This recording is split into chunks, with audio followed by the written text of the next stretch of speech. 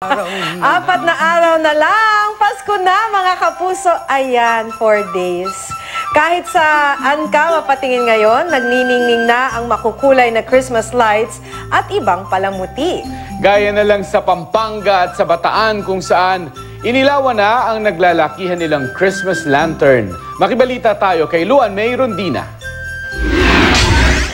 Nagningning ang gabi sa San Fernando, Pampanga sa pagpapailaw ng naglalakihang parol para sa Ligligan Parol 2015. Tampok sa taunang festival ang 11 naglalakihang lanterns. Hindi napigilan ang mga Pinoy at mga foreigner na makisaya sa festival kahit pa umulan. Sa huli, muling itinanghal na kampyon ang parol ng Barangay Dolores. Naging makulay rin ang gabi ng mga taga-Samal, Bataan sa pagpapailaw ng naglalakihang parol at Christmas tree sa bayan. Kasabay nito, nagningning din ang kalangitan sa fireworks display. Atraksyon naman sa Pagadian City, Zamboanga del Sur ang mahigit 30 talampakang taas ng Christmas tree. Balot ito na makukulay na Christmas lights at mga parol. Ginawa raw ang naturang puno bilang pag-aalala sa mga biktima ng karahasan lalo na sa Mindanao at sa mga naging biktima ng mga kalamidad.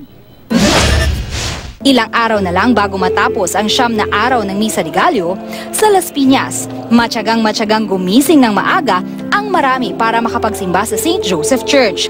May iba naman na roon na piniling magsimba para na rin makita ang sikat na bamboo organ. Pinanining pa ito ng Christmas lights na inilagay sa harap ng simbahan.